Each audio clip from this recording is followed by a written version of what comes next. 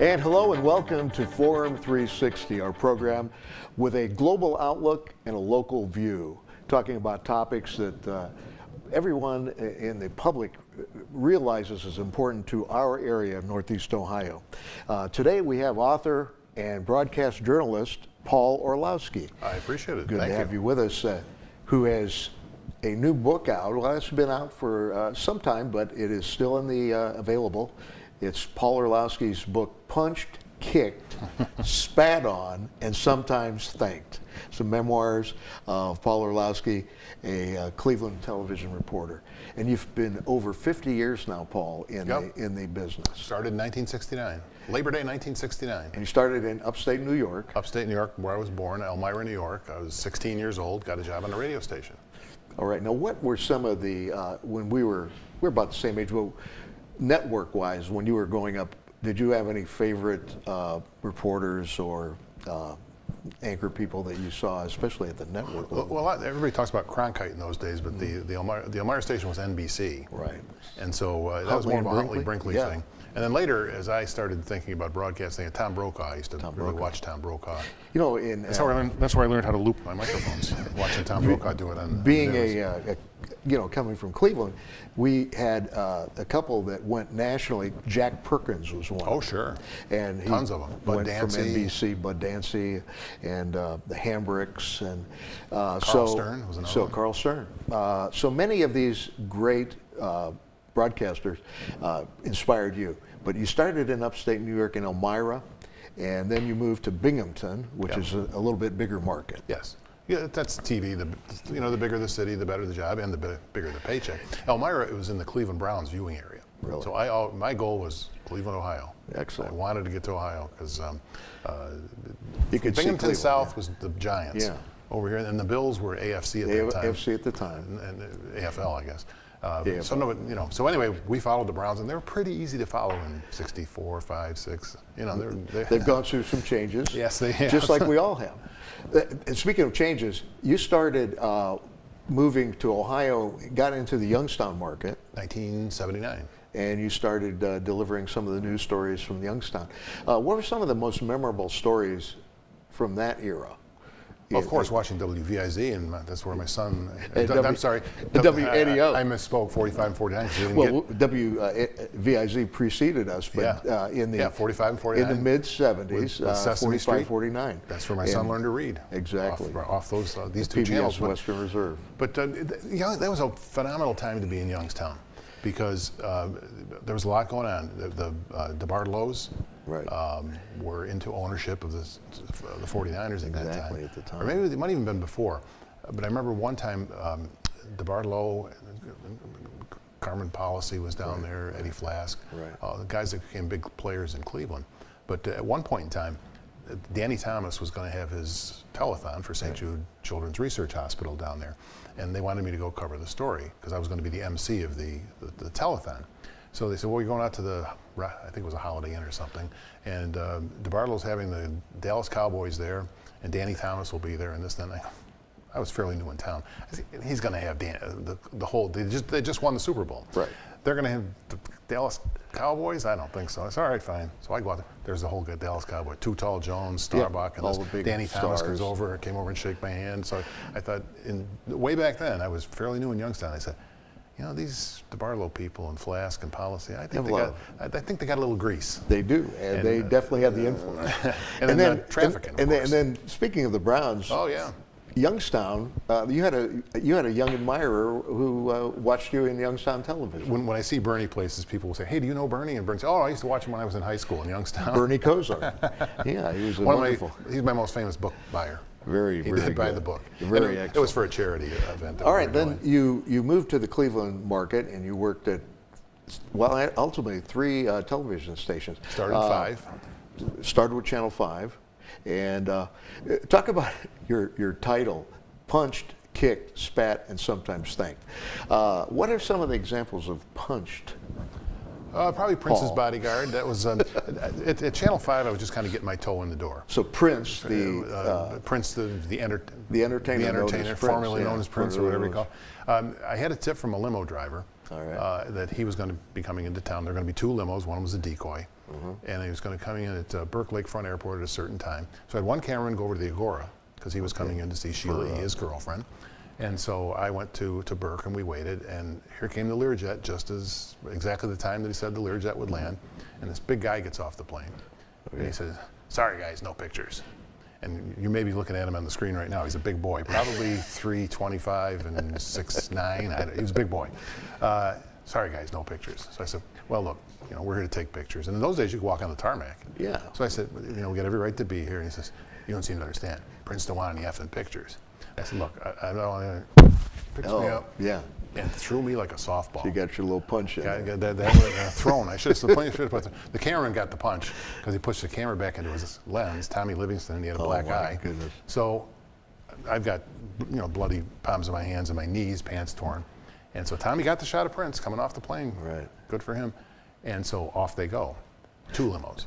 So I know the right one to follow, but I had put a microphone in the limo. Right. So I'm driving. They're going down one-way streets the wrong way through red lights. I'm following them. Tommy can hear what's going on there. He goes, "Boy, they are mad that you knew which one to follow." Yeah. He says, "They're getting madder by the minute." So fine. I said, "Well, let me know when you have enough." So we got enough video, and he told me. And so we went over to the Agora to wait for him to arrive. Right. So now here comes the limo to arrive, and the first guy off is this big fella. This is where I made my mistake, because I'm ticked off because I'm bleeding. So I go like this to him. I go, "Oh man!" Give he him was a like high five. Bull in a china shop. He was just, "Come on," punching and kicking. So that's punch and kick. Punch and kick. And what about spat on? Now that seems a little bit undignified It's for television. that was the worst. I can take a punch, but it was awful. That's a little bit messy. Luckily, I turned. He got me in the side of the face. But a guy was ticked off at me, and I wanted to interview him. There was going to be a sentencing in federal court. It was on the courthouse steps of what's now the Metzenbaum building, federal courthouse. Right, And so he came around the corner, and his brother was going to be sentenced. But he didn't know his brother was going to jail. So I said, he comes around, "Hey, can we talk to you, sir?" He says, "Mr. Orlowski, go F yourself." I said, "No, I just got a couple questions." He said, "Go F yourself." And I asked him again, and he said something. I don't remember what it was, but it wasn't thank you. So he said something derogatory about me. So anyway, I said, "Hey, did you bring a toothbrush for your brother?"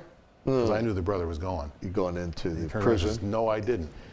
And Oh my turned goodness. just So there in was a time. little bit of Went straight home, took a shower, and the dry cleaner was next. a lot of nervous tension there. Oh yeah, it was not good. Now you started out. Your parents probably said, "What do you want to do? What's your goal?" And starting out in Elmira, what was some of the background? Your dad, your mom, your family? How did they influence I'm you? the oldest of 5. My dad was a mechanical engineer, World War II vet. Right. Very, very straight shooters. Right. An engineer. Army, Air Corps. Air Corps, yeah. Navigator on the B-24 Liberators. So went to Europe, fought in Exactly, North Africa and Italy. Yeah. And I had a friend in high school, had a job on a radio station. And so I said, "How'd you get that job?"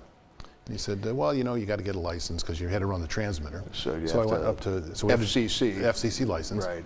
So I got the study book, I studied it, and we had to go up to Syracuse to take it. So my dad took a day off to go up to Syracuse to take the test. Right. So he influenced you a Yeah. little bit Oh, there? sure. So we got about halfway up there, and he says, "Now you know this stuff, right?" And so I said, "Yeah, I think so, but you get a second chance if you fail it."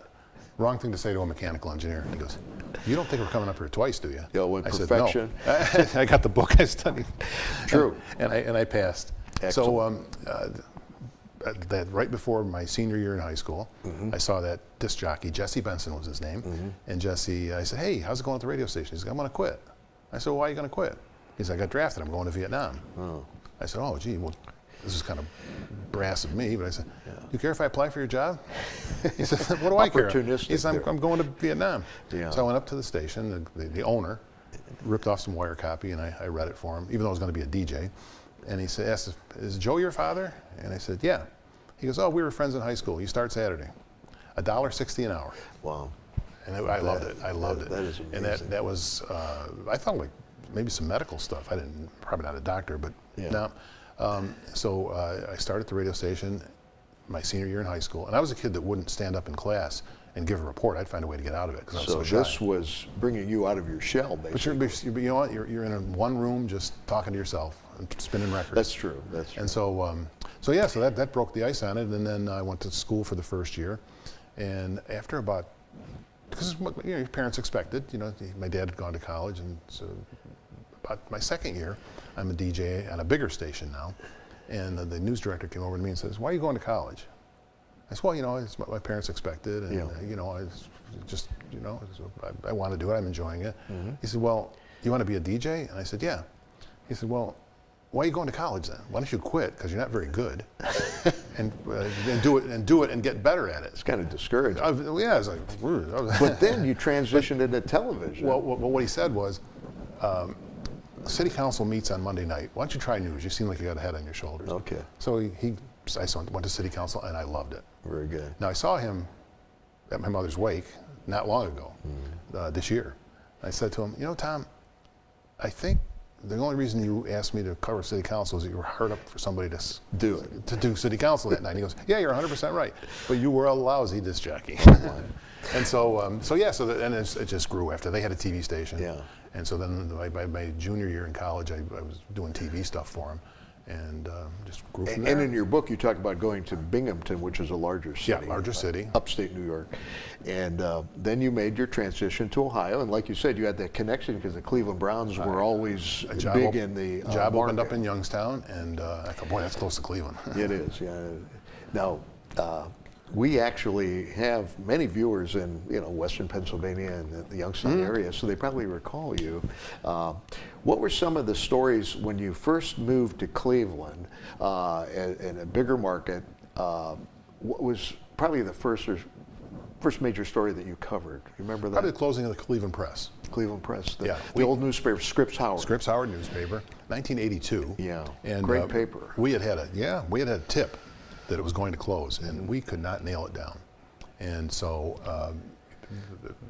the first night, we're watching the other stations to make sure. That was the Channel 5, nothing.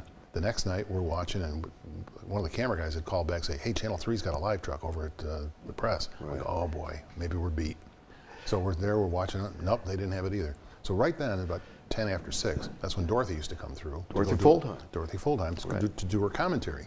So she went through and she said to me, she goes, "What's happening?" I said, "Well, we keep hearing the Cleveland Press is going to close, but we can't nail it down. Right. Would you like me to find out?" Yeah. And I said, "Yeah, that'd be great." Yes. And Dorothy, being the way she was, she said, "Get me a telephone." Oh, she was very, so we very inspired. got the telephone. She called, and she asked for Herb Cam. Yeah. And she slams her fist down. "I must speak to him." They're trying to put her out. Right. She goes, "Herb, it's Dorothy. Is it true?" Yeah. "Thank you." She looked at me and she said, "It's true." Yeah. And we reported it. She went out and ad-libbed a 2-minute commentary that was phenomenal. I miss those days. Yeah. I remember when I was starting in radio, Herb Cam and Tim Taylor would do the station at WDOK. Right. They did a kind of a do-all news program in the morning.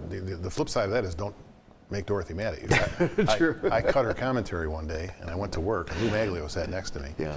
And Lou said, "Orlo," everybody calls me Orlo, "you're in some trouble." I said, "What are you talking about?" He said, "Dorothy's looking for you." I said, "What are you talking about?" He goes, "Dorothy, she's down here, she's spitting nails, she is looking for you." Yeah. I said, "What's going on?" She goes, "Did you cut her last night?" And I said, yeah, I did. I had to think about it because I'd done it a few times. And so he says, "Completely?" And I said, "Yeah." He goes, "Well, she found out." Oh, so, my. How the heck did she find out? She doesn't watch the 11 o'clock news, or 11 o'clock was taped. She had some friends in town. Who they went out to dinner. She went to bed. They watched the news, and she wasn't on.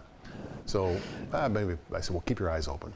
So I don't know why I did this, but about 45 minutes later, so he's typing his stuff for the 6 o'clock, and I'm producing the 11 o'clock show. And he goes, "Orlo, she's here." I kicked my chair back. I don't know why. I don't know what got into me. And I went on all fours. Oh, wow. Because she was very short, and the desk was enough to cover me. And so Lou covered me perfectly. He stands there, "Oh, Miss Fullheim, how are you?" "Which one is the producer?" Oh, my. "Oh, Miss Fullheim, that's a pretty dress." He was covering for me very well. Right. "Which one is the producer?" Yeah. He goes, "Oh, that's," and he didn't even say Orlo, because everybody would know. She goes, "That's the Big O." So she goes, "Well, you tell the Big O to come see me when he gets back, or he's fired." I never went to see her and she forgot. So. Our guest, ladies and gentlemen, viewers of Forum 360, is Paul Orlowski. I'm Bill Stephen-Stouse, your host today. And we're talking about Paul's 50-plus years in broadcasting and in television journalism. And his book is out, available at bookstores in Northeast Ohio. And it's Paul Orlowski's book called Punched, Kicked, Spat On, and Sometimes Thanked: Memoirs of a Cleveland TV News Reporter. And we were talking about some of the enlightening stories that you got involved in. The global outlook. You covered the Demjanjuk trial. Yes. And the Jewish community and of this area was very concerned because of Demjanjuk's activity during World War II for the Nazis. Ivan the Terrible was his name. Tell me how you transitioned from the Cleveland market, working on that case, and you got to go to Israel. Well, I had actually started covering Demjanjuk in Youngstown. Well, now at that time it wasn't so much the Jewish connection as it was the ethnicity, the Ukrainian community. True. Yes. There's a lot of interest in Youngstown. Eastern European. Yeah, exactly. So I had covered quite a bit of it in Youngstown. And then moving to Cleveland, it was just kind of a natural that I transitioned into that. And I started at Channel 5 as a producer, but I wanted to be on the air. Sure. But you had to work your way in, and there were some very talented people there at that time. Exactly. Yeah. But that was one of my ways to, because I knew all about Demjanjuk. And so, I continued to cover that, and I never talked to him. I confronted him one time, way late in the game, and but I talked to the son-in-laws who were his prime defenders, and we talked to the Jewish people as well. I don't know that I ever came to a clear conclusion on it. I think there's a book out about the Demjanjuk case that I forgot who wrote it now, but it's called The Right, Wrong Man. Wow. The character of Ivan the Terrible, I think maybe is an accumulation of stories. Right. I can't prove that either. But it became almost bigger than life. I'm at Sobibor today. I got to catch a train and go to Treblinka tomorrow, and then I'm going down to Nazjanek. And so I don't have the answer. But the right, wrong man strikes a chord with me. Yeah, well, that's a good way of looking at that story. Yeah. But you did get to go to Israel. Yeah, and that's usually a local, local or regional reporter doesn't get to travel overseas. That's usually for the network. Sure. Folks. Yeah, the network guy over there was doing something else, and so they sent me over. But I covered it for the network, for the NBC network. Wow. And that makes sense. Yeah, and so I had an Israeli crew, which was good because they knew the lay of the land. And but it was admittedly it was a show trial on purpose because they never forget. We've heard that so many times. Never forget. A Jewish mantra, and which they shouldn't never forget. Right.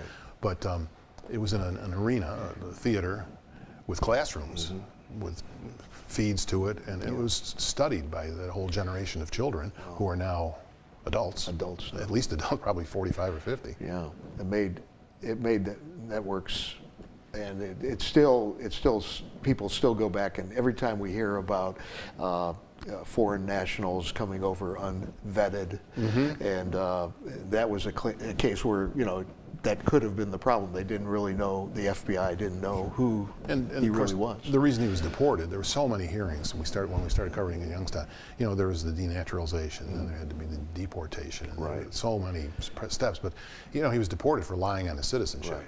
And that was his. So I don't think there's any denying he was in the military forces over there.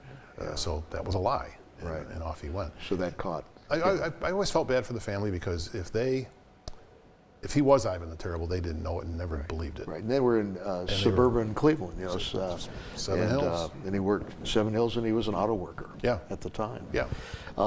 There was another local story that really tearjerker was the story of Amy Mihaljevic. Oh boy, I lived in that town. You lived near Amy's family, and she was never found. No. Tell us a little bit about how, matter of fact, one of my old colleagues, Steve Pullen, who worked for PBS Western Reserve in 45, 49 when we were younger, he was there with you, and there was that incident with the chief of police. It's in your book. Tell what happened in that one. You had a young reporter that was Oh, yeah. talking to the chief of police. That's true. My Big Mouth. It was called, My Big Mouth in your story. It should be, yeah. And That is what I call it. Okay. You mentioned I the famous Sam Shepard story, that the fugitive. Yeah. Amy was missing on a Friday. Right. And we got a call from the next door neighbor of the Mahalovics. And we actually went with it before the police. Typically, you wait for the police to say do it. But sure, yeah. This guy called one of my camera guys and said, no, this is. And so we went with it. And so the next morning, everybody's out there doing this. So I saw this young reporter who didn't have much experience. Now, Steve did. So I pull over, I see the live truck, and I pulled over and said, hey, what, they find her? What's going on? And he goes, no, they haven't. And I said, oh, boy. I said, nothing happens here. I said, Bay Village Police. Now, Steve got it because he's been around. I said, Bay Village Police. I said, 2 cases that have ever happened here, Sam Shepard and this, and they can't solve either one. It was a joke. You're right. So I get a call in the afternoon from Steve. He goes, you won't believe what she did. I said, what are you talking about? We went in to talk to the chief of police, and she starts her questioning with, Chief, Paul Orlowski says you've only had 2 serious crimes here, and you haven't been able to solve either one. Yeah, so that was a bad. So he says, oh, is that interesting? Really? So Monday, I called the chief. He goes, oh, Paul Orlowski, the famous crime fighter. Right. Paul, did you solve this for us? Oh boy, he for 10, and it was Bill Garreau, who later became the clerk of courts in Rocky River. Right. He busted my chops for probably the next 12 years. Rightly so. And you had, you knew Dennis Kucinich. You worked with Dennis, following his career. Oh yeah, and Dennis is. And you have quite a bit of information on. One thing I said in there, I wrote it before he ran for mayor, was I don't know if Dennis's career is over yet, but Dennis will decide when it's over. And which because I really for such a young man, I thought Dennis, and this is Paul's opinion, not anything Dennis ever told me. Yeah. I thought he becoming mayor again would have taken him full circle, vindication. Paul's view. And he covered everything, and went to Washington, came back. Yeah. But he brought a lot of attention to Cleveland politics. Yeah, obviously. exactly. And then Congressman Trafficant, former sheriff of Mahoning County. He wasn't even that when I was down there. Jim Trafficant. I was the anchorman, and he was the head of a drug reduction agency or something like that. And he decided he's going to run for sheriff. Well, the Democratic Party, Don Hanai, had picked out somebody else to run for sheriff. Right. So he said, well, I'm going to run against him in the primary, which was unheard of on the Democratic side of things in the Mahoning Valley. And so Trafficant ran and he won. So that night, we have Hanai and Trafficant on the news set. Right. And so Trafficant was a little late, but it was the lead story. Trafficant came in with a big stick. And the movie Walking Tall was real big back then. Right. And so he's got this stick, Buford Pusser had in the movie. Exactly. And he's got this big stick, and he comes in, and I got him on both sides, and now that they get going, and they're like, well, let me tell you something, Trafficant. Well, let me tell you something, Hanai. And he takes this stick and he goes, Hanai, there's a new sheriff in town. I was completely out of control. Yeah, true. Now, usually it happens sometimes. You see your family get involved. You got your wife Kim involved in a couple of really interesting cases. Tell us about Kim's undercover with you. Oh boy, the chiropractor? Chiropractor case. Okay. Well, we needed, this chiropractor was allegedly a pill pusher. Right. He was later just got his license revoked, but he was a pill pusher supposedly. So we took a camera guy who was in phenomenal shape, nothing wrong with him, had him checked out, physical, nothing wrong with his back. So we sent him into this guy. Oh boy, you got back problems. And so he's doing this and that. Well, we have somebody carry the camera. So my wife had a purse. So I said, hey, do this for me, which she did. So she's got the purse and she's getting the video. And the doctor says, all right, you're going to take your clothes off, to the camera guy who she's never met before. So they figured a way to get out of it. But boy, she was. What a wife. She was spitting nails, much like Dorothy was earlier when they came out of that office. What'd you get me into? What did you get involved in? Yeah, exactly. You talk about your videographers, Steve. We talked about, how about Marty and some of the other ones? You talked about Livingston, but Marty. Marty and I worked together for probably 21 Marty years. Deschamps. Just almost every day. Wow. And you get to know one another's moves. The one picture of the guy pointing, the story, he owned a gun shop. So we went in there, somebody had bought a gun there and done a crime. So we went in to see what's going on with this. Could you tell me anything about the guy? Well, he thought we were there to do something about him. So I go to the counter and I saw a guy in the back, and that's got to be him. But the guy says he's not here. I give him my card. Well, in the meantime, the guy went and was attacking the camera guy. Oh, wow. So I went over there, and we're at the door, and we're pushing and shoving, and he pushes me out the door, and that's what you probably will see in a picture that I have. He missed a good opportunity, though, because I'm all jazzed up at that time. Sure. We had gone back and forth. And as I recall the tape, last thing I said was, "You think you're talking to some kind of an idiot?" And he just said, "Get out." He should have said yes. I'll tell you, that's one thing about being a field reporter out in the field. You worked on cases and stories that you thought were important. You brought it to the attention of Northeast Ohio. You worked for, not only Channel 5, but you worked for Channel 3, 19 and 43, yep. And 43. Paul Orlowski, I couldn't imagine after I picked up this book how it brought so many stories and so many information. Well, they're quick too. You read for 10 minutes and come back to it. It's a different story. I was amazed. The pictures, and we'll see some of them on our program today, but the pictures are outstanding.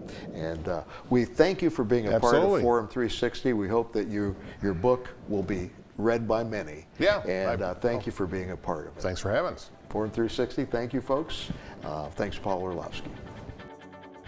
Forum 360 is brought to you by John S. and James L. Knight Foundation, the Akron Community Foundation, Hudson Community Television, the Rubber City Radio Group, Shaw Jewish Community Center of Akron, Blue Green, Electric Impulse Communications, and Forum 360 supporters.